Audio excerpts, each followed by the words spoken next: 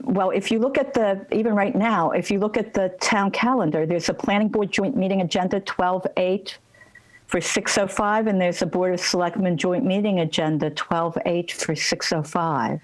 Oh, I understand I was that, confused on that one. I don't understand why that one couldn't go forward, but hey. What I was advised is that while it's on the calendar, it was never posted and put on the official. Oh, out back, you mean? Yeah. Those two have been on for about the past week. They've been up. On the bulletin board? Not the bulletin board, on the town calendar. Yeah. And then that's the point, is that, you know, Kathy had some sort of a glitch where she had things in hand that had been emailed. Some made it to the calendar, but some didn't make it out on the board. So, okay. And again, Wayne was going to address that, I guess, in the beginning here. All right. All right. I'll call the meeting to order. Welcome to this. It's going to be very brief. Selectmen's meeting, December 8th at 6 o'clock. Can I get a roll call, please? Veronica Cal present. Wayne Miller present. In lieu of what we just kind of touched on, I'm going to skip the pledge and announce the meeting is being recorded. Chairman's additions, deletions. A pretty big deletion. Basically everything but the 6:30 public hearing for the tax levy. Everything else was mistakenly left off the posting last week. So we're going to be rescheduling the majority of the meeting for next Tuesday night at 6 and take up the remaining agenda items that we had planned. So I apologize to everybody that it was an oversight. And we'll address that moving forward. But for right now, that's all we have. So basically we had the tax levy, we pulled off the joint meeting with the Council on Aging because of the announcement from Governor Baker today, announcing that we're rolling back to phase 3, level 1, is that correct? Yep. And in consulting with Karen from the senior center and surrounding towns, we made the decision to close the senior center for the time being until we are in a better spot. So just to let everybody know that. Wayne, who is we? Because I didn't vote on that. We didn't vote, but it was a decision made by the Council on Aging and the director of the. I thought we were still going to discuss it. I was under the impression that we were still going to meet about it. Well, an email went out, Karen, shortly after you and I spoke, including to Jim Hamill, and Jim responded back that he was going to be letting his council members know that we were off, given the fact that the meeting tonight was going to be to discuss what level of being open was a reasonable level of being open. But that became a moot point after you and I spoke this afternoon, given what the governor had to say, and then your research and, as you indicated to me, speaking to area towns, that they are closed and that you in fact would be closing going forward until further notice, focusing on outreach and meals. The last thing I remember is you saying that we would see each other at this meeting and discuss it further. Yep. But you didn't get the email then? I did not. Okay. It's probably sitting waiting for you then, because I know Jim got it because he responded back. Okay, I will check my email. Okay, sorry, Karen, I didn't mean to drag you. So could we just, Karen, the status of the senior center then is what? Is it closed or is it open? Are there online programs or no online programs? Well, if I could just if you could indulge me for a moment, Katie Petrossi, who is also on the call, is our program coordinator.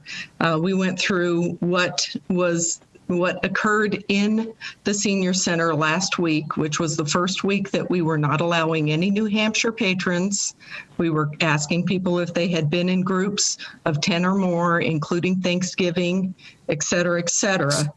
And we had 50 people within the building for events and 55 people came to get meals, and those are all drive-through meals. So there were only 50 people in the building within 5 days. And here again, we have to think about the balance between social isolation and having programs within the building. I do believe that it's probably best that we roll back, but it's a very, very, very difficult decision. We are talking about a demographic who has been isolated since March. If you could see the faces of the people as they drive through to pick up a meal once a week, it would break your heart. We don't do this job for the money. We do this job because we enjoy what we do. We are offering more virtual classes. We had 39 people participate in virtual classes last week. Massachusetts is and I think that's amazing. But considering what is going on in the country and the Commonwealth, it's only prudent for us to focus on outreach and making sure that people stay as safe as possible. I think guidance. I don't. Please. I don't take the decision lightly either, Karen. This is a pause, if you will, to get people back on track. I think that's the piece of it too. And I feel for you, and I thank you for all your work you've been doing. But I think it's best to take a little bit of a pause through the holiday here to get things back to calm down. So we can bring it up again next week because we were supposed to have the Board of Health on too, and I wanted to hear what they had to weigh in on the situation. So, Wayne, I listened to the governor's thing in depth for the hour today, and nowhere in there did I hear him say that people had to close senior centers, or he made it very clear on some things, but I mean, the poor citizens and their seniors, I mean, this is going to be devastating, I think, to them. Understood. Safety has got to be our priority here. So if I may reassure Mr. Shank that when we roll back on programming, we will jump right back into increasing our outreach, much in the same way that we did in April and May and June and through the summer. We will be increasing, helping with TEO and their deliveries to the seniors. We will be increasing, just in the last 2 days, our Meals on Wheels have increased 10%. And if I could make a plea, we are in very dire need of volunteers that are under 60 years old. We are hesitant to have volunteers. We usually have 48 volunteers, and we have, I think, 5 now. So is there anything that we can do, anything that we can put on the website then, requesting volunteers? Like, could the red line at the top of the website right now be changed to say, if you're under 60, please consider and you have time, please consider volunteering at the senior center? Anything like that would be very helpful. Thank you. Okay. So Jim, if you could get that done tomorrow. The other thing on COVID data, that red bar now says COVID data, and that data was accurate in about July. So maybe if we could do something on the current website. I know we're working on redesign, but that won't be ready for a while. I think we should put something up that's current and accurate as far as things go. I guess I also want to say that Karen and her crew has done a great job at the senior center. They do temperature checks. I don't know how many of you have been there since COVID hit, but I have been there. And there's temperature checks, and there are questions, and people are appropriately socially distanced and masked.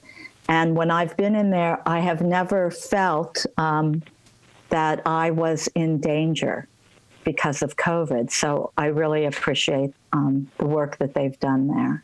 Absolutely. So, And Mr. Chairman, just, I think we may have kind of jumped in midstream in the conversation tonight. We were all slated to have a tri-board meeting with the Board of Health and the Council on Aging and the Board of Selectmen this evening. I received a text from Karen this afternoon saying, please call me when you can. And when I did, she is the one who said to me in an unsolicited fashion that she had decided that they needed to close pursuant to the research that she did regarding the neighboring communities having closed and what the governor had said.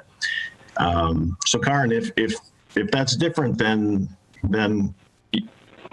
I said, I believe, and I don't have a text of our conversation, but I do believe I said I would like to discuss the possibility of closing. I am leaning towards that, but it really is a difficult decision, and I wanted your input. I am really, quite frankly, since March, I am tired of making all the decisions myself. And that's why I wanted to have this as a joint. So Thank you for having me on. I appreciate it very much. So let's reassess through the rest of this week.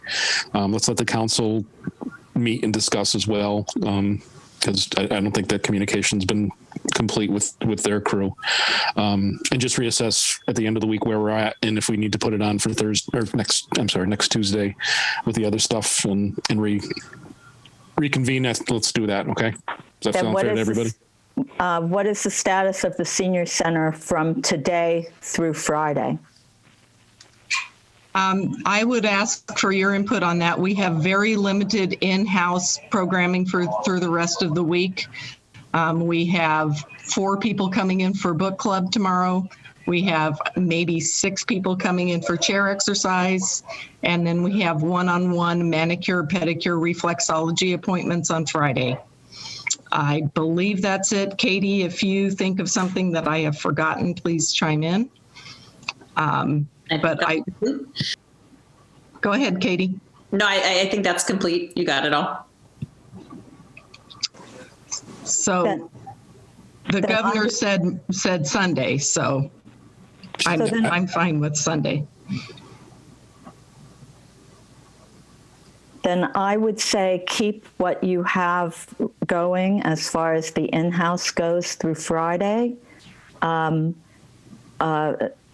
We will be meeting on Tuesday, correct? Joint with everybody at that point? If necessary. Correct? And I don't know, Karen, what do you want to do? What's the best thing for you guys?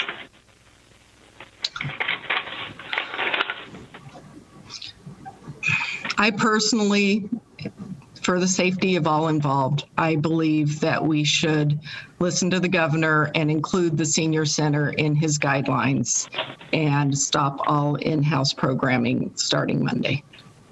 Coming up. Yes. Okay. I'm good with that. Keep what you have this week. You haven't canceled yet with them, correct? No, I've told everybody I'd let them know tomorrow morning.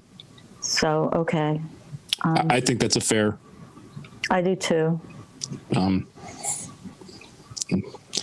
wish we were in a better spot, but we're not. Don't we all? True. I just want the vaccine. Thank you guys for listening. Right. I really appreciate it. Thank you, Karen. All right, Jim, we got 13 minutes. Do we recess for 13 minutes? that'd be great. And just a question of procedure, since it's a public hearing and there's no sign-in sheet and all that. I mean, the checklist I have, I was looking at that before the meeting. Is there anything officially we have to do differently, or? No, we'll keep a printout of the participants in the meeting, and that'll serve as the sign-in sheet. Okay. Beyond that, it's just the standard, Vicky is currently actually attending the same meeting in Dunstable where she serves as the assessor, and will be getting over to us by 6:30 to do the same here. So just turn it over to her. She'll give the explanation about tax classification, and historically the town has been a factor of 1, which is the same tax rate for commercial industrial as it is for residential. And if that's your wish to adopt that recommendation of the assessors going forward, you just make that as a motion. And if you don't and you want to look at a split rate, then we just have that discussion then. Okay. So it's the same one we had last year, right? Yep. Okay. All right, Veronica, I get a motion to take a brief recess till 6:30. I move that we take a recess from now, which is 6:19 until 6:30.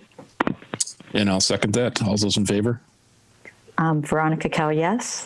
And Wayne Miller, yes. So we'll see everybody back in 11 minutes. So